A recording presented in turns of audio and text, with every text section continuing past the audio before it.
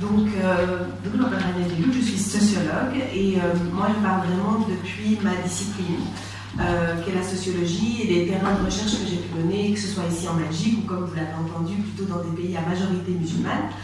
Et je dirais que pour moi la question, j'aimerais aborder la question par ces deux facettes, c'est-à-dire à la fois en quoi consiste l'approche genrée de l'islam et à l'inverse, en quoi consiste une approche musulmane du genre. Vous donner un peu les deux facettes. Et en fait, moi je me situe personnellement plutôt dans l'approche genrée de l'islam, c'est-à-dire que j'étudie les communautés, les sociétés musulmanes du point de vue genré. Donc je vais vous expliquer en quoi ça consiste, quels sont les outils que j'utilise et quelles sont les perspectives et 2-3 livres majeurs, voilà, pour si vous voulez poursuivre des lectures et des réflexions. Et puis dans un second temps, je vais vous parler de comment des actrices, des acteurs, mais plutôt des actrices, des femmes, des musulmanes croyantes, depuis l'intérieur de la tradition dont elles se réclament, se saisissent de ce concept de genre pour élever leur voix, pour se faire entendre et pour amener des critiques, des revendications dans des institutions ou dans le débat public de manière plus générale.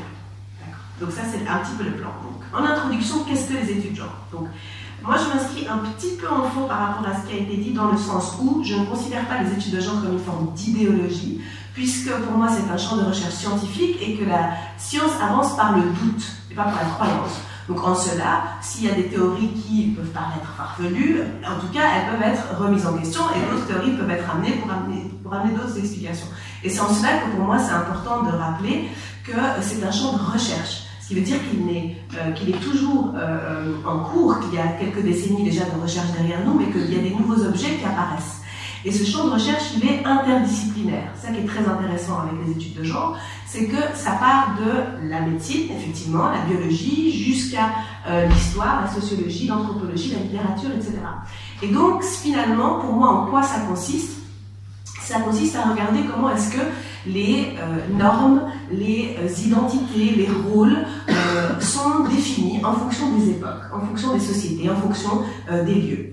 Et donc, au sein d'une même société, un siècle auparavant, un siècle plus tard, dans des classes sociales différentes, dans des milieux sociaux différents, être femme, être homme peut avoir des variations.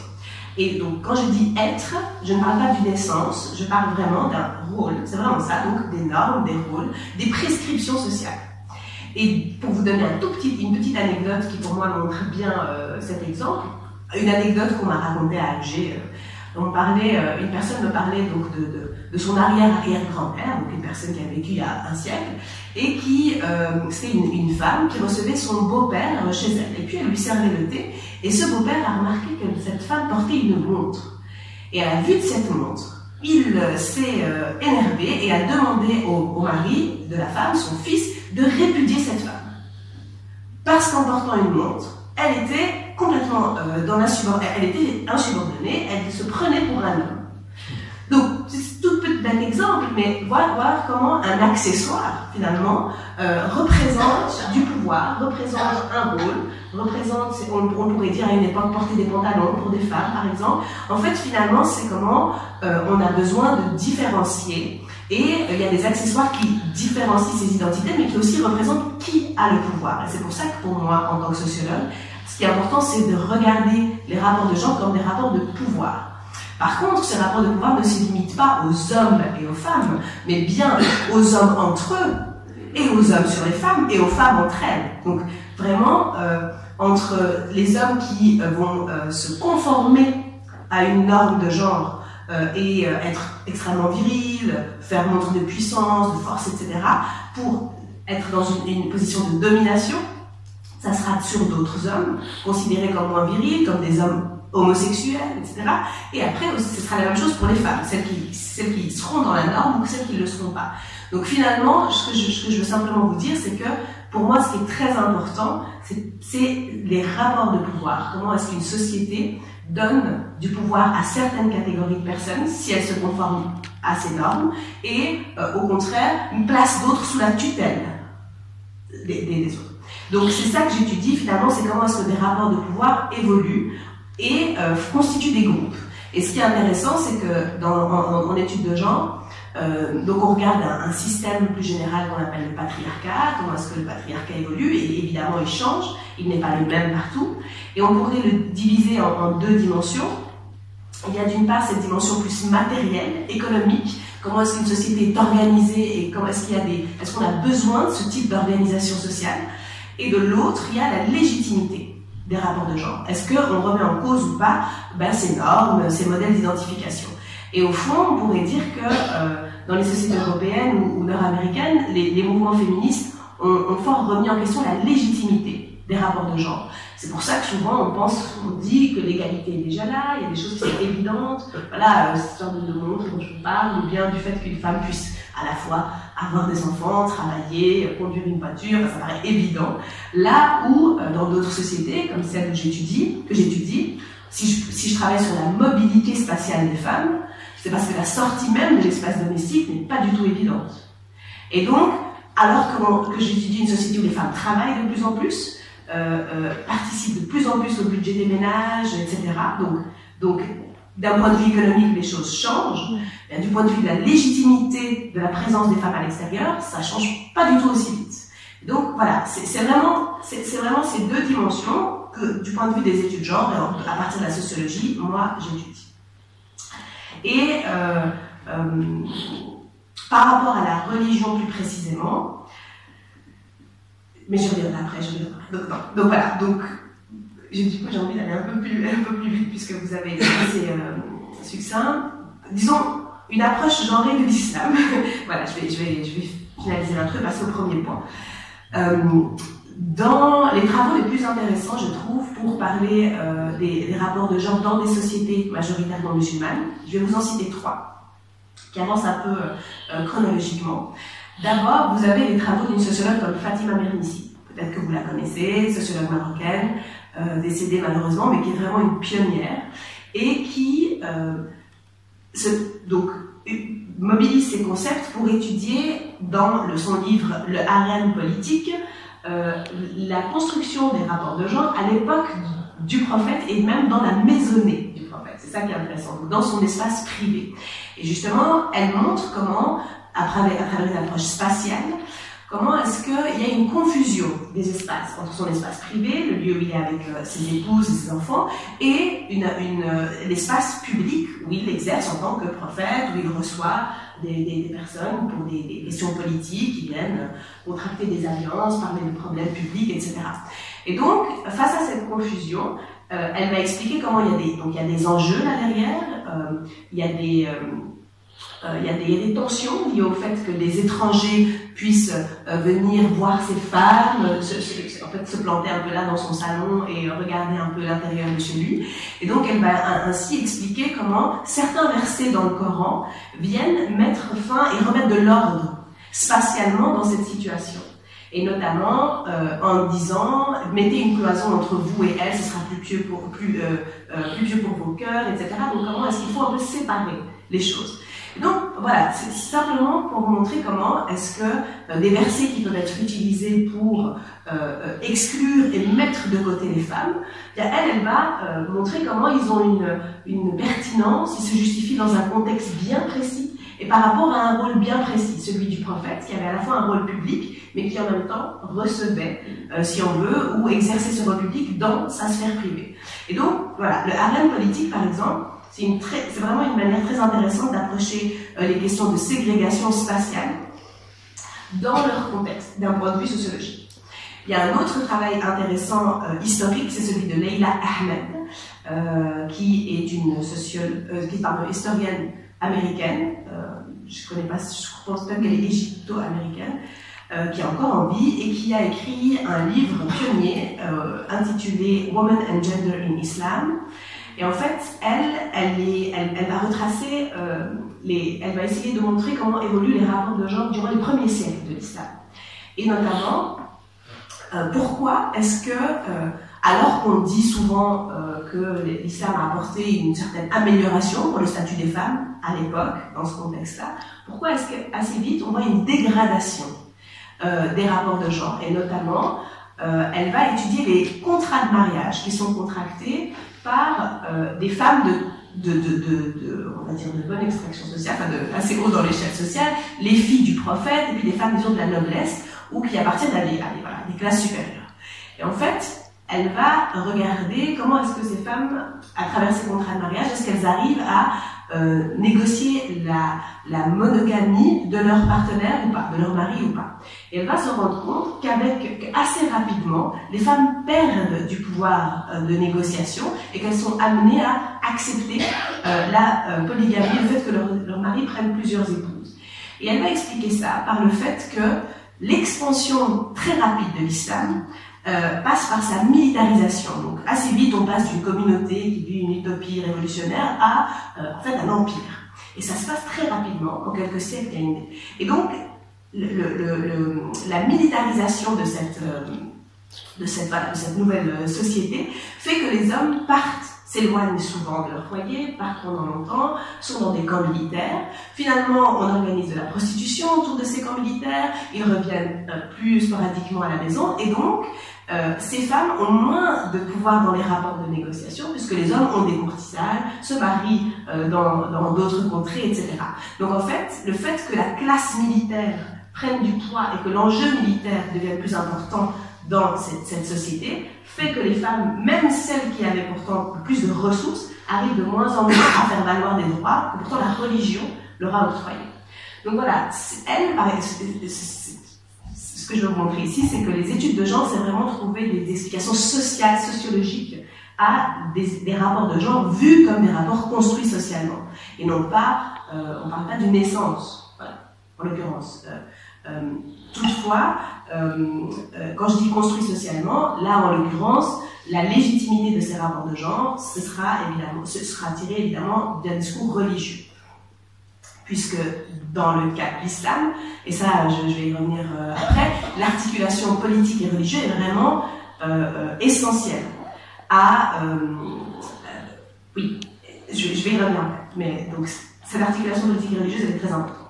Troisième exemple d'une politologue, Mounira Charad, pareil, américaine et tunisienne, elle, qui a écrit un livre qui traite de la réalité et de l'évolution des rapports de genre de manière plus récente au Maghreb, qui s'intitule Les États et les droits des femmes, States and Women's Rights in the Making of Postcolonial Tunisia, Algeria and Morocco. En fait, elle compare les trajectoires de l'Algérie, de la Tunisie et du Maroc du point de vue de la constitution des droits des codes de la famille. Donc elle va se demander comment ça se fait que la Tunisie a quasiment supprimé toute trace de code de la famille à partir de son indépendance. L'Algérie n'a promulgué un droit de la famille que 22 ans après son indépendance. Et le Maroc, lui, a toujours eu un code de la famille et l'a maintenu. Et voilà, il a connu des évolutions, mais en tout cas, à l'indépendance, il n'y a pas eu de rupture par rapport aux pratiques qui se faisaient auparavant. Donc comment trois pays, sociétés, voisins, ont-ils connu des trajectoires si différentes?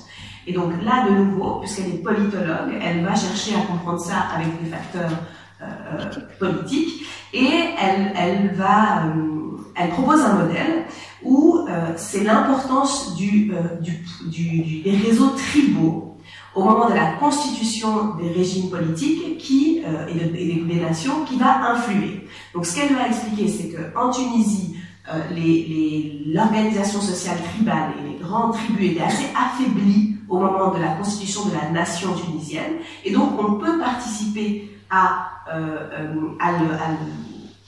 l'édification de la nation et du régime. Par conséquent, grâce à cet éloignement, affaiblissement de la structure tribale, eh bien, on a pu assez fort avancer du point de vue des rapports de genre et amener une plus grande égalité sans qu'il y ait une contestation sociale forte. Là où en Algérie, le régime a temporisé, on va dire, durant 22 ans, et puis au moment où il a eu le plus, parce que les femmes ont fort participé à la lutte pour l'indépendance, etc., donc il y avait une mobilisation assez forte, donc il n'y a pas tout de suite eu de code de la famille. Et puis, à un moment de crise du régime, dans les années 80, eh bien, pour se maintenir, eh bien, le régime a cédé à des forces assez conservatrices, et peut sacrifier les droits des femmes qui avait été acquis et a mis en place un code de la famille qui institutionnalisait leur mise sous tutelle, etc., etc. Là où au Maroc, étant donné que, au contraire, la légitimité tribale était très importante, et l'est toujours puisque le roi est aussi commandeur des croyants, donc on est vraiment dans une structure hiérarchique où on a une base, on a une aristocratie, enfin voilà, c'est une organisation sociale, les tribus, les nobles à travers les tribus qui est très important. Eh bien, il y a eu continuité, et ce code de la famille, eh bien, il fait partie vraiment de ce pacte social qui fait que le régime tient au Maroc. Donc voilà, là par exemple, elle explique comment il y a des trajectoires différentes qui s'expliquent par des fenêtres d'opportunité, donc c'est un concept de sciences politiques aussi, qui s'est présenté en Tunisie, a une trajectoire spécifique en Algérie et puis au Maroc pas du tout. Ça ne veut pas dire que, aujourd'hui si on regarde les évolutions les plus récentes, on voit que par exemple l'Algérie est assez à la traîne et que la Tunisie et le Maroc au contraire vont émerger des débats, notamment récemment sur l'égalité dans l'héritage. Donc c'est pas, elle explique historiquement pourquoi il y a des différences, mais ça ne veut pas dire que c'est des, comment dire ça, que ces évolutions sont imperméables et ces débats aujourd'hui, en tout cas, sont partagés entre la Tunisie et le Maroc notamment. Mais on pourra en reparler si vous voulez dans les questions plus tard sur qu'est-ce qui les débats récents et qu'est-ce qui pourrait expliquer que le Maroc avance quand même sur ces questions-là. Bon, l'Algérie aussi, hein, c'est pas complètement négatif, mais voilà, pas. En tout cas, par rapport à l'héritage, il n'y a pas du tout eu d'écho en Algérie sur ces débats, tandis que la Moudawana, hein, donc l'évolution du code de la famille au Maroc, il y a quand même eu aussi des amendements du code de la famille en Algérie, et quelques petits changements, pour dire que ce n'est pas complètement statique. Voilà, maintenant, là, je voulais simplement vous montrer comment est-ce que les études genre peuvent s'appliquer aux sociétés et aux communautés musulmanes. Et à l'inverse, comment est-ce que des femmes musulmanes se sont saisies des études de genre, et notamment depuis quand? Parce que ce qui est assez intéressant, là je vais parler un peu du courant du mouvement du féminisme islamique, c'est que on en parle comme d'un mouvement qui existe plutôt depuis les années 80, qui est né en Iran, et puis ensuite qui a une trajectoire globale, qui aujourd'hui est clairement un mouvement transnational, etc. Mais cette remise en cause des rapports de genre depuis l'intérieur de la tradition musulmane, en fait, date plutôt du moment des débats de la Nahda, du réformisme musulman. Donc en fait, la question du statut de la femme, des droits de la femme, de la place de la femme dans la société, dès les premiers débats du réformisme, ces débats qui au XIXe siècle ont vraiment visé à réconcilier modernité et islam, donc se dire mais pourquoi finalement avons-nous tellement de retard, d'où vient cette décadence de la civilisation musulmane, qu'en est-il qu'en est-il des sciences, de la modernité, etc. Donc, dans ce sillage, il y a eu un effort aussi pour renouveler la manière dont on appréhendait les femmes. Et c'est un homme, Qasim Amin, qui a écrit des livres là-dessus, où vraiment, pour lui, c'était la civilisation islamique qui avait été décadente, mais pas l'islam. Et l'islam, en tant que tel, prenait plutôt l'égalité homme-femme, et donc il proposait un retour à l'islam pour améliorer les droits des femmes. Et alors là, lui, il parlait de simplement laisser les femmes accéder à un minimum d'éducation, voilà, pour améliorer leur bien-être moral et leur rapport dans la société en tant que mère, déjà. Puis après, dans un deuxième temps, il va même jusqu'à dire qu'elles devraient pouvoir aussi gagner leur vie. Et donc, ce qu'il faut vraiment garder en tête, donc au-delà de Qasim Amin et des premiers écrits à ce sujet, qui ont été quand même assez mal reçus, il faut le dire, et donc ça c'est depuis l'intérieur vraiment de la tradition. Durant le XXe siècle, il y a eu des mouvements féministes dans les pays majoritairement musulmans, mais c'était quand même plutôt laïques. En tout cas, ils étaient nationalistes, ils étaient vraiment dans le siège de la lutte pour les indépendances et moins, s'ancraient moins dans une tradition religieuse ou n'exprimaient pas comment dire ça, n'exprimait pas l'égalité à partir d'un point de vue religieux, mais plutôt dans l'idée que des nations modernes, dans le lien politique, eh bien, il fallait qu'il y ait une égalité entre hommes et femmes. Donc les mouvements étaient très forts, notamment en Égypte, en Syrie, au Liban, etc. Au Maghreb également, mais voilà, c'est surtout l'Égypte évidemment qu'on connaît, avec des figures comme Huda Sha'rawi. Et durant la deuxième partie du XXe siècle, là, au moment où l'islam politique vraiment a le vent en poupe et fait parler d'un réveil de l'islam, alors on dit que le féminisme islamique constitue un peu l'enfant illégitime de cet islam politique. Ce que ça veut dire, c'est que c'est dans des contextes où cet islam politique est fort et prégnant que bien les féministes mobilisent des argumentaires religieux pour lutter contre les reculs qu'elles pressentent au niveau des droits des femmes. Et donc ça commence en Iran, où, suite à la révolution islamique, des féministes qui n'étaient pas particulièrement auparavant donc dans une idéologie islamiste, commencent à travailler vraiment sur des concepts religieux. Donc c'est quoi la charia? Pourquoi est-ce que dans la charia, eh bien, l'héritage n'est pas égal, etc. Comment est-ce que ce concept se définit selon les sociétés? Et donc elles commencent à rentrer de manière critique dans des débats théologiques pour essayer de faire valoir eh bien, les sources, les normes qu'elles trouvent dans les corpus religieux qui peuvent amener à une interprétation égalitaire. Donc ce qui est important pour elles, c'est vraiment de se fonder leur légitimité sur une légitimité religieuse. Mais la visée, elle est égalitaire, puisque voilà, on peut trouver de tout dans les sources, on peut trouver de tout dans les expériences historiques aussi, c'est comment on les trie, comment on les hiérarchise. Et donc ça commence en Iran. Et puis ça se propage un peu partout, on en trouve au Maroc, Asma al-Marabat, qui est une figure assez connue pour ça, ici en Europe, dans la diaspora marocaine, en plus elle est francophone, donc voilà, elle est assez accessible.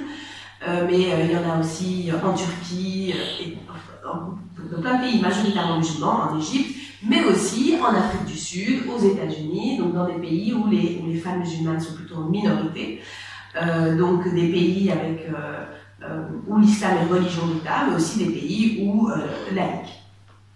Et donc, c'est pour ça que cette approche musulmane du genre, au fond, va beaucoup dépendre du contexte politique dans lequel on est. Puisque si cette articulation politique et religieuse est encore en vigueur et conditionne les lois en vigueur, alors les revendications vont être très différentes que celles de féministes musulmanes ou islamiques dans des pays laïques, séculiers, où la loi ne dérive pas d'une loi religieuse, notamment en ce qui concerne leur statut, droit, accès au divorce, héritage, etc. Et donc, je dirais que pour contextualiser cette approche féministe islamique, voilà, donc approche musulmane du genre, il faut avoir en tête à la fois l'articulation politique et religieuse spécifique qu'il y a dans les sociétés majoritairement musulmanes, à savoir que le pouvoir religieux se légitime par un pouvoir, que le pouvoir politique se légitime par un pouvoir religieux, et inversement, évidemment. On peut arriver à des cas de fusion, comme c'est le cas au Maroc, où on a un roi qui est aussi commandeur des croyants, mais aussi à des cas où un président de la République nomme lui-même le moufti de son pays, et donc l'autorité religieuse légitime, etc. Donc contrôle le champ religieux. Donc, il y a cet aspect-là, et puis il y a l'autre aspect qui est ce polycentrisme organisationnel, qui est très différent pour le coup du monde, notamment catholique.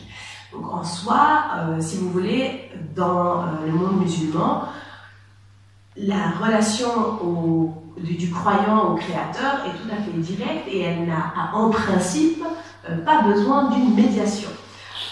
Évidemment, c'est un principe et le pouvoir politique passe par là pour institutionnaliser des organisations, mais en soi, il y a une grande, si vous voulez, le champ religieux est très compétitif. Il y a beaucoup d'organisations, beaucoup de courants, beaucoup de manières de voir, de visiter, appréhender les sources religieuses, de se dire musulman, de se vivre musulman, etc. et musulmane. Et donc, dans ce champ religion très compétitif, eh bien, quelque part, le féminisme islamique est venu apporter un nouveau mouvement, un nouveau courant, qui parfois et qui le plus souvent est mal reçu par les autres mouvements, mais parfois pas. Il y a notamment des confréries soufis qui, depuis longtemps, sont mixtes. Il y a eu évidemment des femmes qui ont été des grandes mystiques, etc. Enfin, voilà, donc, tout n'est pas blanc ou noir, mais ce que je veux simplement dire, c'est que je ne peux pas ici vous donner la position officielle de l'islam sur le genre. C'est pas du tout possible. Par contre, ce que je peux vous dire, c'est il y a des féministes islamiques dans différents courants aussi. Et donc, en fait, finalement, même quand on parle de féminisme islamique, c'est à mettre au pluriel. Parce qu'il y en a qui vont être dans des approches, dans des approches différentes de l'islam, plus ou moins institutionnalisées, selon les contextes, etc. Donc, voilà. Ça, c'est pour le cadre général. Maintenant, plus précisément, comment est-ce que ces féministes islamiques vont se saisir du genre? Donc, la première chose, c'est remettre en cause la tutelle. À partir du moment, la mise sous tutelle des femmes.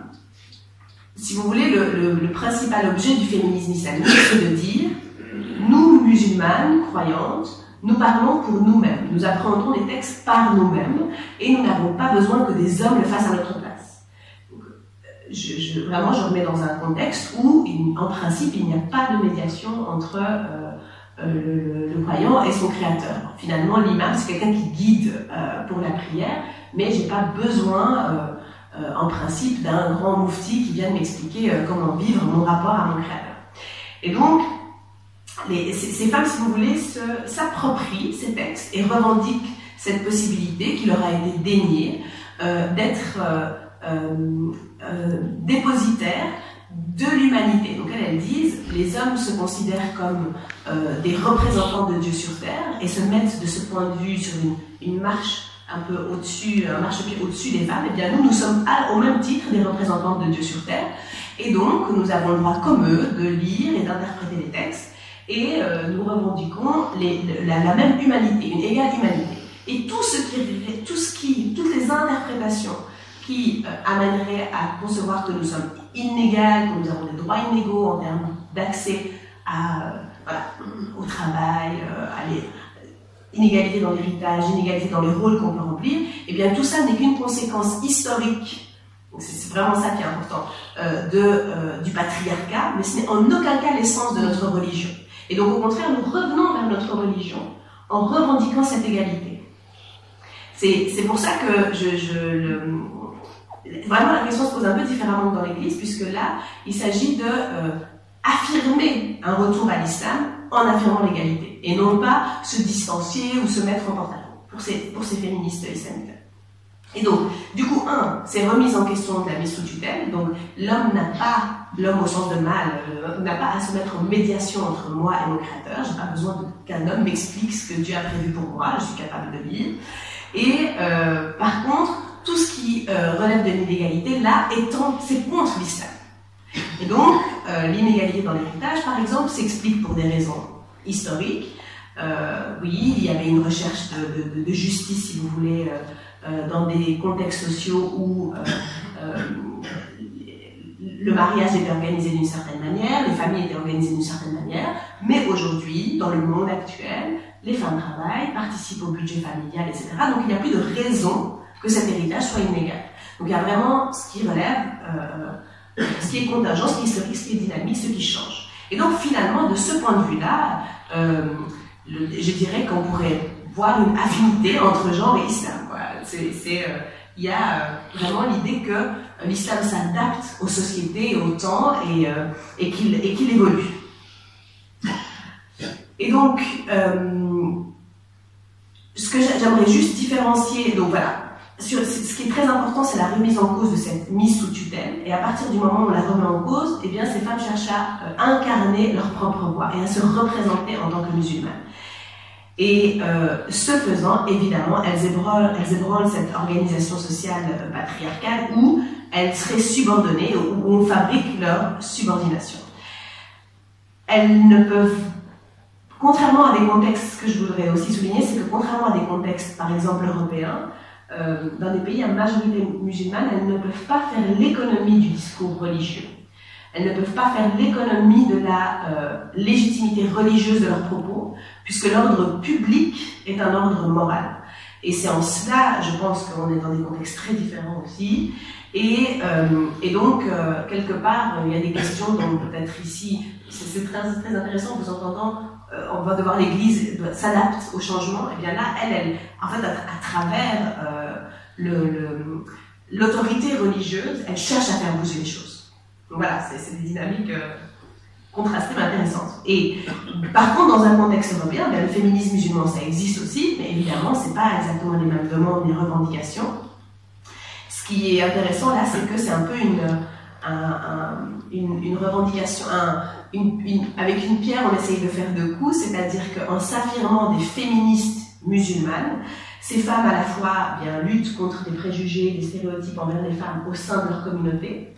Donc elles se mobilisent, elles mobilisent d'autres femmes dans les mosquées en leur disant mais ne vous laissez pas faire, relisons les textes ensemble, quels sont les arguments qu'on pourrait amener face à un homme qui essaye d'abuser de son pouvoir, etc. Donc, essayer d'outiller les femmes parce que, point de vue des textes et des interprétations, elles essaient de faire connaître ces interprétations de féminisme islamique. Donc ça, c'est au sein des communautés.